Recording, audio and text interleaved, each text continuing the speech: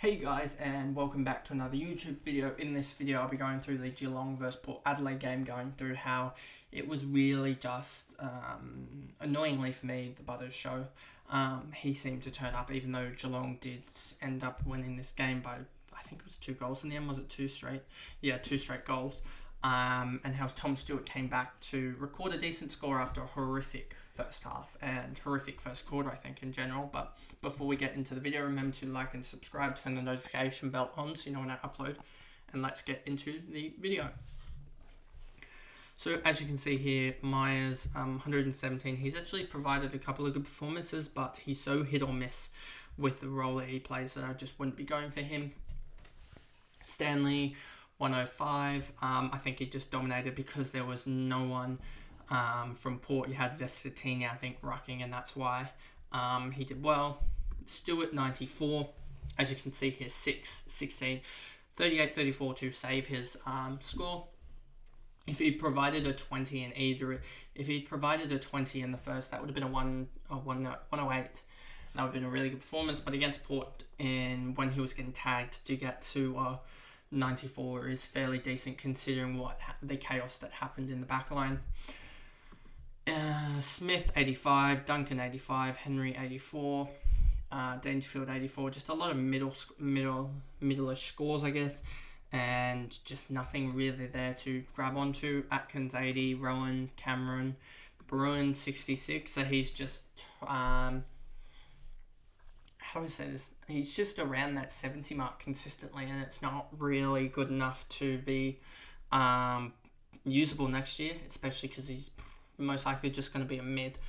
And I think 70, you're really looking for a guy at 70 that can, like Mills is around 80 odd, so, and he has 30 or 40 points, whereas I don't think Bruin has that much potential growth in him this year or next year.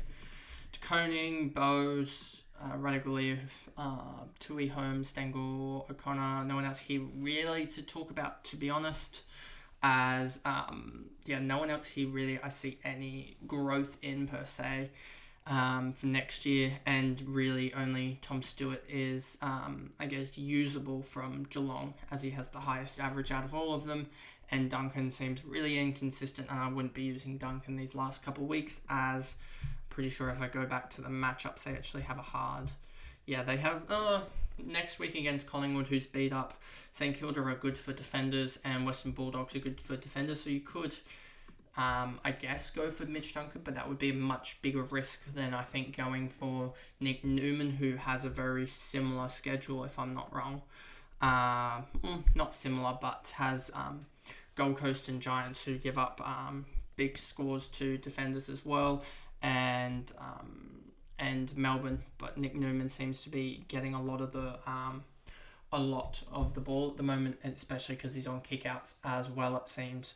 So and with Melbourne, they are they just, with Petty out now, and Grundy probably coming back in, it does hurt Gawn owners first off, and second of all, it probably does mean that they lose a little bit of their set shots, meaning that Newman should get more of the ball, as he'll have more kickouts. Moving on to Port, and we see here Butters, 42 in the first, and when I saw the score, I just went, oh no, it's one of those games for him. So I'm most likely going to cover him off, unless the basic thought behind it is, if Bailey Williams gets off, which I expect him to do with that was just not a rough conduct. Out of all the things that got suspended this week, that was not a suspendable act, in my opinion. And so I think he'll get off, which means I'll probably go for Butters over Jackson, as Jackson will dominate Jack Williams in the ruck. There's no question about that. And if we look at positions, ruck, and then we look at the West Coast Eagles, Natanui out, Williams would be suspended. You'd have Jamison, who's played, 4 games or whatever, and this North game he got dominated in the ruck, even as a... and then you've got... Barnett here, who's played a 9% on ground for a one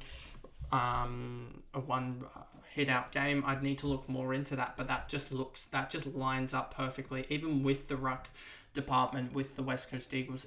They're plus 16 or plus 17 on average, and with Jackson at the moment, think he's averaging 84, but I think last three is 105 or something, 105 last three. So he's obviously on the back of this score here. But he played a tough game in Geelong, as you can see here, where he only had 19 here. That's for 79. So that's something I would think Darcy Cameron would do something similar. But he also had this game against the Swans here. So if he can get involved around the ground, I think he'd be good. It's just a question of can he get involved around the ground in these last three games. But he's playing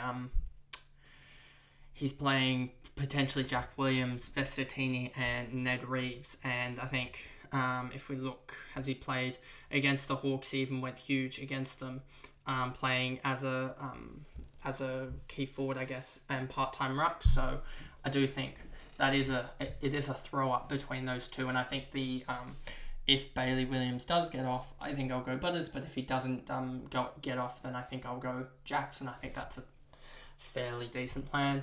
Rosie 109, just consistent last couple of games with him basically, as I don't see him being a huge mid next year.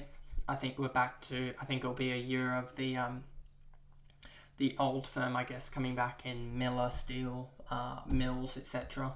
So I think that's something we had to look forward to. Horne-Francis 100. I don't know if he'll necessarily be a forward next year, but that could be interesting.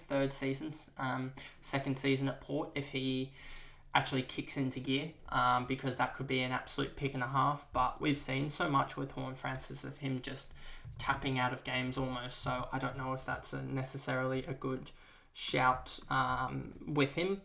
But you've seen here a good run here, 82, 58, 100. What's that for an L3 of 80? L3 is not bad, but L5 of 63, average of 68 this year. I think if he didn't have this run here of 3 consecutive 30 games, I think we'd be fine.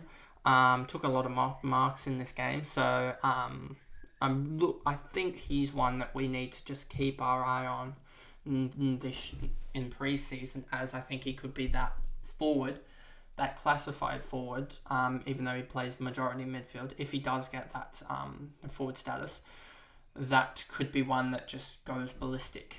Burton, Marshall, Williams 79 did really well in the second quarter and then just faded basically outside of that.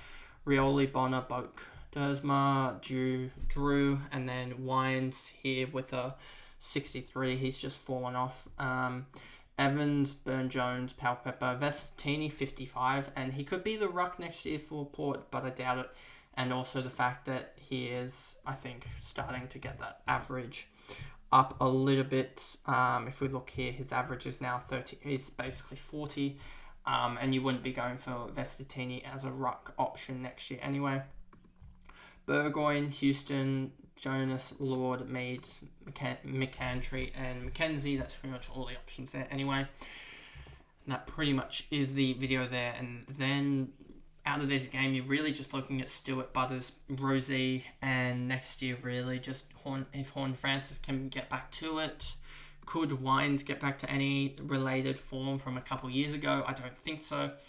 And yeah, just looking at those like 4 or 5 guys. But other than that, another pretty quick video, as there isn't really much to, I guess, talk about as it comes to the end of the season. But that is the video, and I'll see you guys in the next one. Thanks, guys. Goodbye.